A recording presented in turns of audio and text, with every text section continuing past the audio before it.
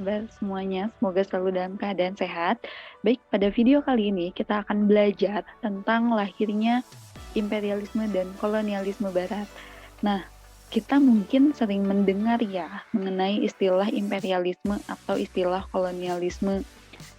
Tapi bagaimana istilah itu bisa muncul atau apa sebenarnya makna dari istilah itu? Di video kali ini kita akan coba cari tahu apa maksud dari imperialisme dan bagaimana dua istilah tersebut bisa muncul. Oke, imperialisme dan kolonialisme itu identik dengan semboyan 3G ya. 3G bukan sinyal, tapi 3G itu dalam artian gold, gospel, dan glory. Gold bisa dilihat sendiri di layar, ini adalah emas. Bisa diartikan juga sebagai logam mulia. Kemudian gospel itu berkaitan dengan agama. Kemudian glory itu berkaitan dengan kejayaan dari satu negara. Itu disebut dengan glory. Nah, berikutnya, kenapa tiga istilah tersebut atau motif tersebut bisa muncul? Ini tidak terlepas dari bagaimana kehidupan manusia dalam memenuhi kebutuhan hidupnya.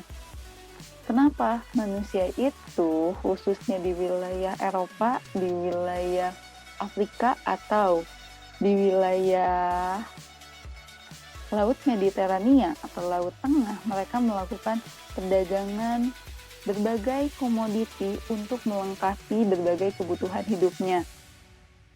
Nah, perdagangan itu pusatnya di mana? Sebenarnya hampir di pesisir pantai atau di wilayah-wilayah yang berhadapan langsung dengan wilayah Laut Mediterania.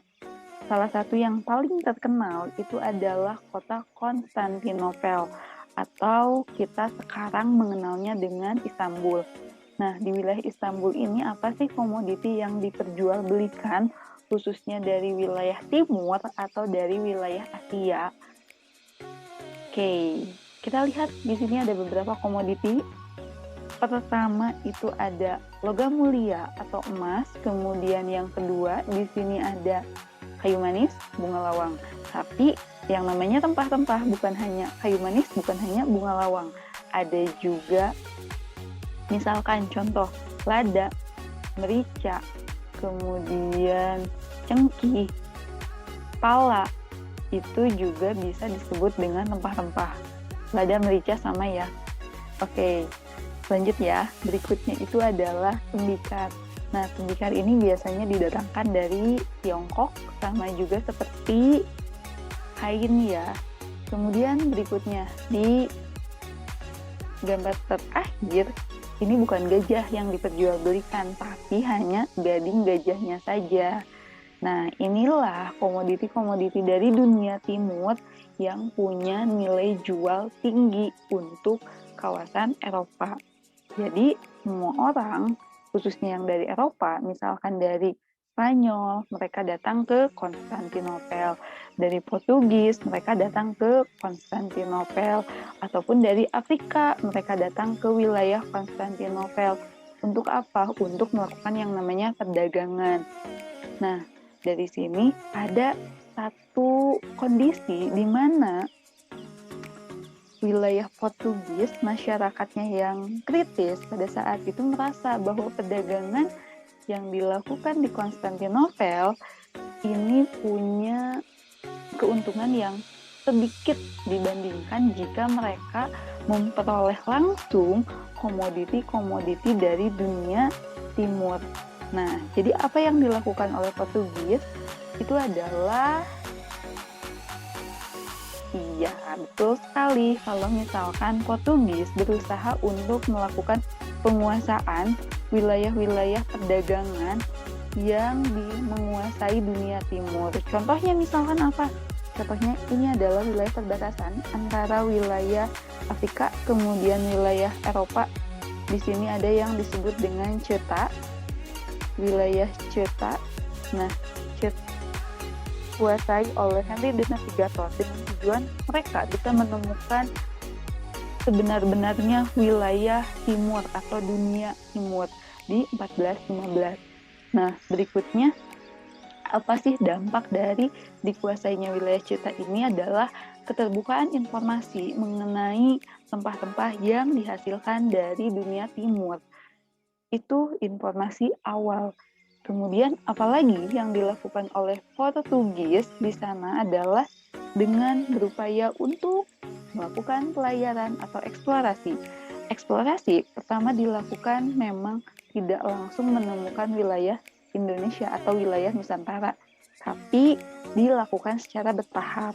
Pelayaran pertama yang dilakukan dari Portugis sampai dengan wilayah Tanjung Harapan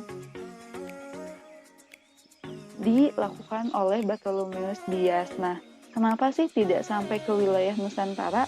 Alasan yang utama, informasi mengenai Nusantara itu kan belum jelas. Kemudian yang paling penting itu adalah orang-orang Portugis itu belum mengetahui bagaimana medan yang akan dihadapi mereka, bagaimana laut yang akan dihadapi mereka.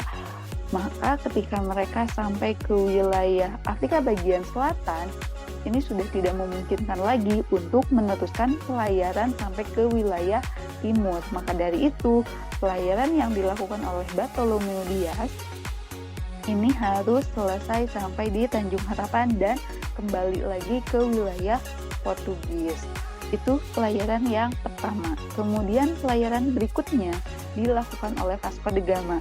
Nah, setelah mengetahui, oh iya, Tanjung Harapan ini atau Tanjung Harapan atau Afrika bagian selatan ini memiliki ombak yang sangat ganas, berarti mereka harus mempersiapkan lebih baik lagi. Itulah yang dilakukan oleh Vasco da Gama sampai pada akhirnya mereka bisa menancapkan kekuasaannya itu di wilayah India dan kemudian nanti akhirnya merembet juga ke wilayah Nusantara ya. Itu mengenai informasi awal bahwa dunia timur menghasilkan yang namanya rempah-rempah. Nah, berikutnya, kenapa sih bisa terjadi pelayaran sejauh itu dan apakah ada pengendalinya atau apakah ada penguasanya? Tentu saja di setiap zaman itu ada manusianya, setiap manusia itu ada zamannya.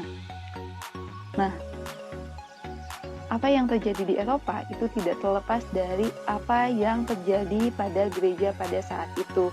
Kenapa dengan gereja? Gereja ini kita kenal sebagai pemimpin dari agama ya, pemimpin dari agama. Tapi di Eropa abad ke-15 ke belakang itu juga dikenal sebagai pemimpin politik juga, sebagai pemimpin politik atau sebagai pemimpin negara. Nah, buktinya apa sih kalau misalkan gereja ini sebagai pemimpin politik atau pemimpin negara? Raja-raja di Eropa, Raja Prancis, kemudian Raja Inggris, Raja Spanyol, Raja Portugis, semuanya itu sangat taat terhadap gereja. Bahkan di beberapa kerajaan, raja itu dinobatkan oleh seorang pemimpin agama ya. Nah, artinya apa? Gereja di sini punya andil yang sangat besar. Contohnya apa sih andil yang sangat besar itu? Contohnya di sini ada Alexander ke-6 ya, Paus Alexander ke-6 yang dikatakanlah berhasil dalam menyelesaikan konflik dua negara, konflik antara Spanyol dan juga konflik antara Portugis. Konflik apa? Konflik mengenai wilayah yang pada akhirnya Alexander ke-6 ini mengambil keputusan melalui perjanjian Tordesillas. Ini hanya sedikit contoh saja yang menunjukkan betapa kuatnya kekuatan gereja untuk masalah kenegaraan, untuk masalah politik pada zamannya. Itu yang terjadi.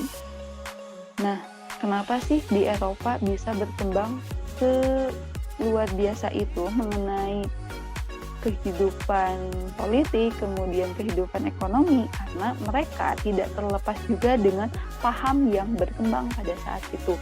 Paham apa? Paham merkantilisme. Oke, paham merkantilisme ini paham yang seperti apa? Melihat bahwa kemajuan suatu negara itu dilihat dari aset atau modal yang dimilikinya.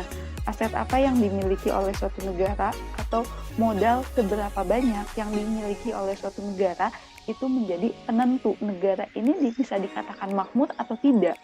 Itu yang pertama. Kemudian yang kedua, dilihat dari neraca perdagangannya bagaimana. Perdagangan itu harus selalu bergerak positif.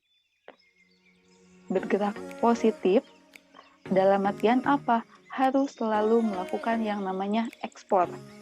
Berarti kalau selalu melakukan yang namanya ekspor, tentu akan mendatangkan devisa kepada pihak negara. Nah, berikutnya, bertanggung jawab untuk menjaga neraca perdagangan supaya tumbuh positif.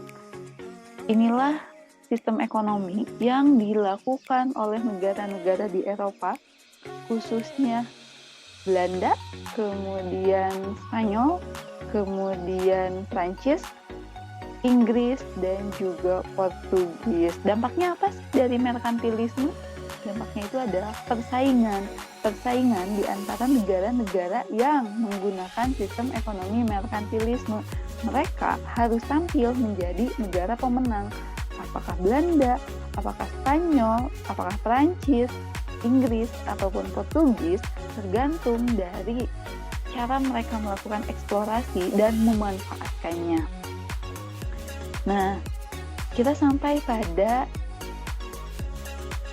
satu titik. Sebenarnya apa itu imperialisme, apa itu kolonialisme. Tadi persaingan itu melahirkan yang namanya keinginan untuk menguasai wilayah ya. Nah, keinginan untuk menguasai wilayah dalam sistem politik itu disebut dengan imperialisme. Itu secara garis besarnya. Kalau misalkan di dalam KBBI dikatakan bahwa imperialisme itu merupakan sistem politik yang bertujuan untuk menjajah negara lain untuk mendapatkan kekuasaan dan keuntungan yang lebih besar. Sedangkan kalau kolonialisme itu diartikan sebagai paham tentang penguasaan oleh suatu negara atas daerah atau bangsa lain dengan maksud untuk memperluas negara itu sendiri. Itu arti dari imperialisme dan kolonialisme. Nah, satu hal yang menarik di dalam imperialisme dan kolonialisme, negara yang paling gencar untuk melakukan eksplorasi itu adalah bangsa Portugis. Bangsa Portugis. Nah, bangsa Portugis ini bangsa yang bisa dikatakan di Eropanya itu tidak terlalu bagus ya. Sehingga mereka itu harus berusaha sekuat tenaga untuk mencapai dan membuktikan kejayaan dari bangsanya. Kenapa? Selama ini Portugis itu dikuasai oleh bangsa lain, sehingga ya mau tidak mau kalau mereka ingin setara, ingin menunjukkan kekuatannya, mereka harus membuktikannya melalui apa? Eksplorasi wilayah. Nah, setelah eksplorasi, mereka ingin meninggalkan yang namanya jejak ya atau bekas. Makanya di setiap wilayah yang dikuasai mereka akan meninggalkan padrau atau tugu batu. Ini hanya salah satu contoh saja. Padrau. Kalau di wilayah Jawa, padraunya itu lebih mirip ke prasasti Yupa yang ada di Kutai. Jadi prasasti tugu batu, kemudian di sini ada kata-katanya dan ada biasanya juga ada tahunnya yang menunjukkan bahwa Portugis sudah pernah menginjakan kakinya di wilayah tersebut. Oke, dari sini kita sudah belajar banyak hal mengenai semboyan 3G, mengenai apa itu imperialisme dan kolonialisme. Semoga bermanfaat. Nah, kalau misalkan ada pertanyaan, boleh ditanyakan secara langsung di kolom komentar ataupun di media yang lainnya ya. Sip, terima kasih sudah menonton.